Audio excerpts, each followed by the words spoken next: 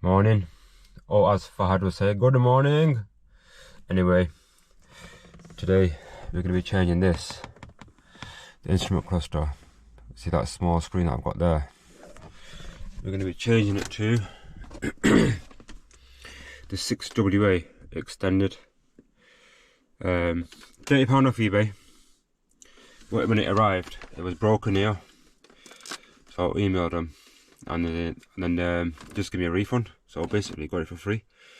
So what I've got to do to fit this is virginize it, which means resetting the mileage, the chassis number, and then putting it back into my car, programming it, and that's it.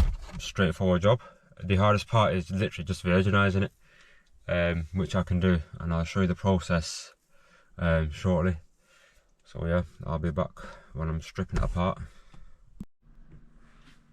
Right, we're back. So let's get this opened. There's 1, 2, 3, 4. I think it's a T8. Don't know if you can see that. It's a T8 Torx bit. Yeah, it's not picking it up. Anyway, let's get them opened up. And let's see what chip is inside this.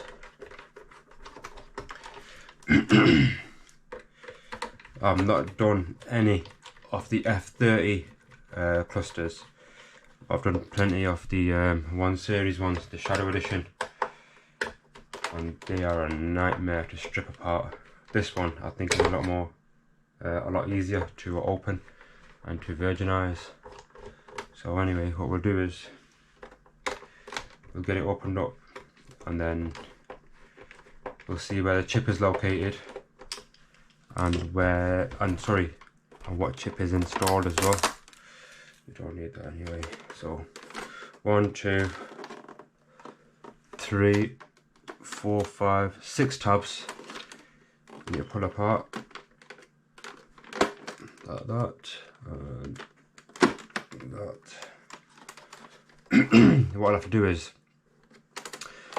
remove, obviously switch this with the one that's in my car, because that one's obviously not broken.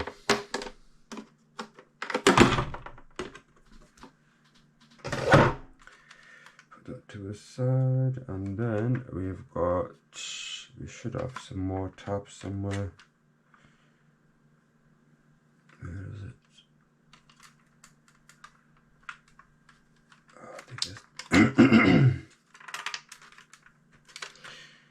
where are these other tabs? Oh, there they are. There. So if you look in there, there's one there, and there's one there. There's one there. So we push that.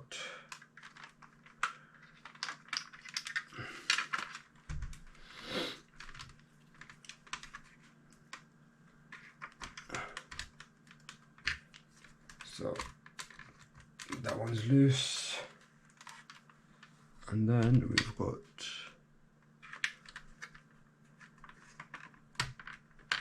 that one's loose as well, and then I think it feels like there's one more somewhere, which I believe is here. Just give me a second.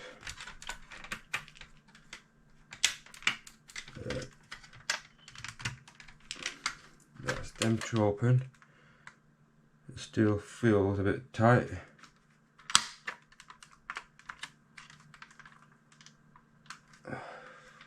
That's gone back in that. There we go. Right, okay. So it felt a bit tight because you've got these prongs that are sticking onto here. This side, keep that clean.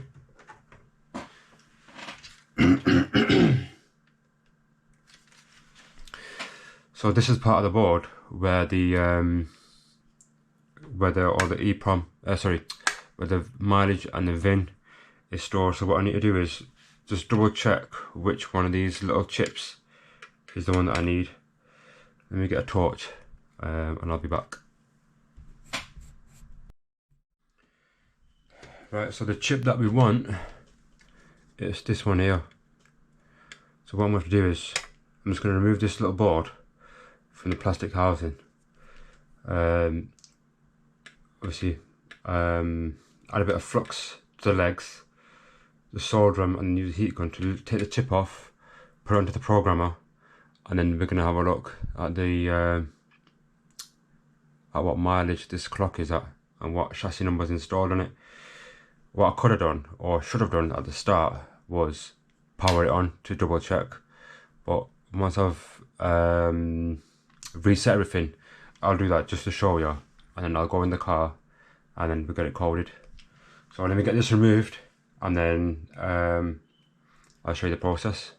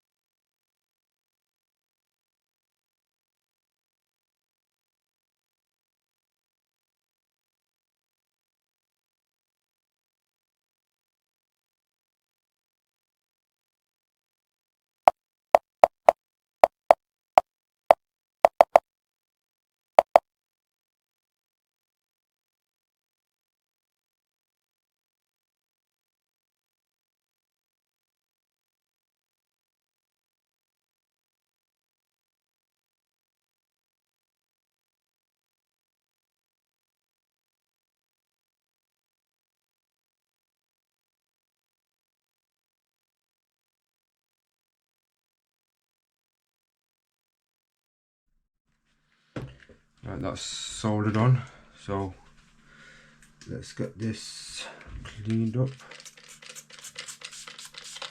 A little bit of IPA. Just get this brush.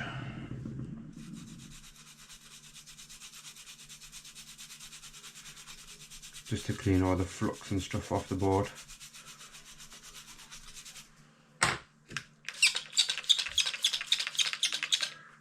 And then just use any brush. Just gonna get it off, clean it off.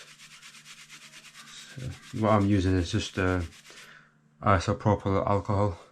You can buy that from eBay. It's not expensive, but obviously if you're doing something like this, then more than likely you're gonna have it in stock anyway, or you're gonna be using it for other jobs. So yeah, just get this cleaned up nicely. I've used quite a bit. So this was a bit of a pig to remove actually. Oh, here we go. Got disturbed then. Right, let's put this back together. So everything just clicks into place. 1 minute. Do it like that. Down, and that's done. That's in, and then let's get this bad boy in. I'll replace the glass once I've confirmed it's working. So this is again just needs to be pushed in. It's not in yet.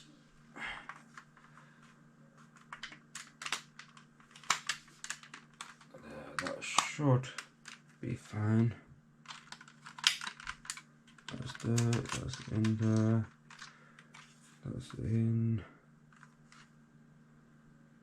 Let's have a look or something. Yeah, so that's in.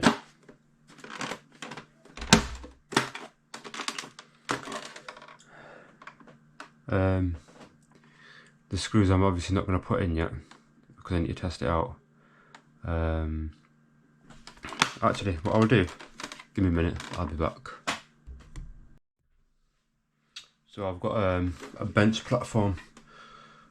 Check the mileage, 3,000 miles. So this might actually work.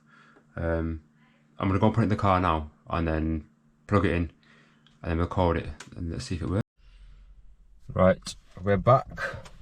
So to change the cluster or to remove it, pop the steering wheel down and pull it out as much as you can.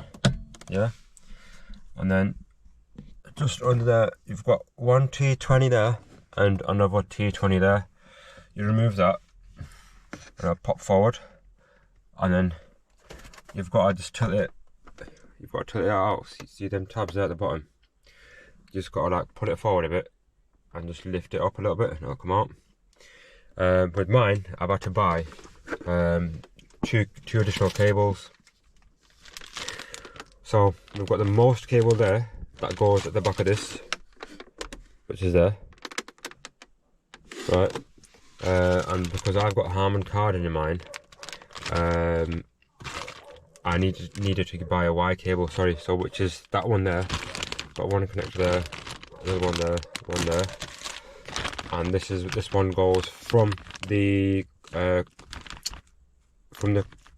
cluster into this, and then that goes into the behind the iDrive. So what I need to do is pop this off. So how you take this off is you literally just put it forward. You can get a trim tool and do it that way. So let me see if I can do it one-handed. Right, there you go, that's out. Yeah. So these literally just pop out. They're held in with the clips here. That aside again. Give me 1 minute. So what you've got to do with that is literally just, with this being such a thin piece, you want to be a bit careful so you don't break it.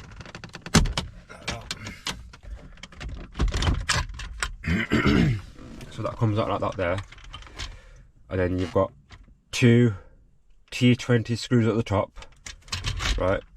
And then just put that in for now. Just rest it there, and underneath here, you can pop this out as well. Then you've got two more additional screws there. So you remove them 4 screws. That will come loose. The fascias will come loose, and then behind that you've got another 2 screws that hold the iDrive in. So put a towel or something here because you don't want to scratch the plastics. And once that's out, then you can put the wire piece in behind the iDrive, and then obviously just put them two together, and then you should be able to program it in. So more than likely I'm going to come back to this later on. So once I've got it all fitted, I'll show you how it's fitted, and hopefully my mileage is transferred over. Because the issue I've got with the mileage is a lot of the time you've got to replace a chip, and sometimes you can get away with not doing it, and just programming it on the bench. So I've obviously adjusted the mileage, and it failed the first time, so I did it another way, and that seemed to have worked. But I won't know until I get it all fitted properly and coded in, and then we'll go from there. And if the mileage is wrong, then I'm gonna have to adjust it again and order the chip. So yeah, that's what it looks like right now, with the small screen in the middle. And then the next time you see it, we should have the 6WA extended scope cluster fitted, which will have a bigger screen at the bottom. And then after that, we've got a nice little retrofit. We're going to be fitting the pro nav in, which I've already bought. It's already been pre-programmed, so all I've got to do is put it in the car, and hopefully that's it. But if not, I might have to do a tiny bit of coding. But yeah, I'll be back. Right, just thought I'd show you an important step. So this is the one, this green one is what's in this iDrive here, yeah, and inside this harness. So you've got to take it out by lifting that pin up there. Yeah, pull the green one out, and when you take it out, it's quite thin. And so, well, what I mean is, there's no shell on it like this. So you've got to plug the orange one into the harness, but before you do that, you've got to remove the shell. You've got to remove this outer casing on it, which is quite easy to do, just like a small little tab.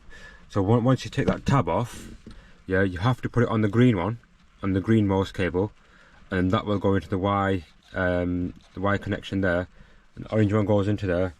And then we've got this one that goes into the cluster and into here, and all you need to do is just route it around the air vents, so you don't bend the cable, because if you break these cables, they're not going to work. They're fibre optic cables. So once it's all built up and I've got my cluster put back together, I'm going to go ahead and code it.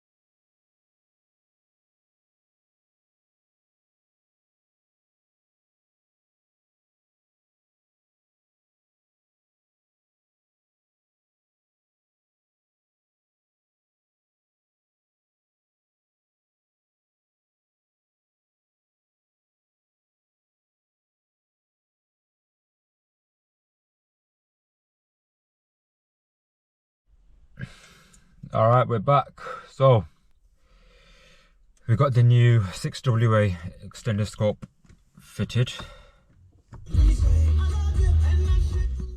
So obviously what it is, it's got a bigger screen there, yeah. Let me just start it up. What you do get is when you put it in sports, you get all the gear shifts. See there, I don't know if you can see that. Recording, 2 channels started. Manual. the screw. It's just basically just a bit of an upgrade. £30 it cost me. Well, not even that, because I ended up getting a refund. But what happened was, I was trying to code it. It didn't code because there was an error. Now the error, I spoke to a mate of mine, and it was something to do with the chassis number not being erased correctly. So obviously he's tried to go through all the EEPROM memory and stuff. Couldn't find what was wrong with it. I tried it for a couple of days, didn't work. And then went to go see a mate of mine in Rochdale, M.Y.CarCoding. They deal with like BMWs and VAGs as well. So obviously if you're in that area and if you need anything, you can get in touch with them. I'll add the details at the bottom anyway. And then I went there just to see if obviously they could figure out what's going on. It was the same thing, so obviously I did everything right that I needed to do. Please make a U-turn if possible. What actually happened was, I ended up damaging the eeprom. I read it wrong and I put on the wrong chip, so I'm guessing when I read it, it just got corrupted in the process and all the data was just missing. So luckily, another mate of mine had one lying around, so I put it in and it seemed to work. So yeah, we got it fitted for an extra 20 quid, not bad. So also what you get is the sat nav. You get your sat nav, the radio I had before on my smaller one anyway. It's just like little extra features, just, you know. I'm going to get my Pro Nav fitted on it soon, so this is all staying open. And then the next one the next video you will see the Pro Nav being fitted, which should be a plug and play retrofit. But yeah, apart from that, this one was a nice, well, it should have been a nice and easy one. It was quite stressful, to be honest. But yeah, we'll be back with the next one.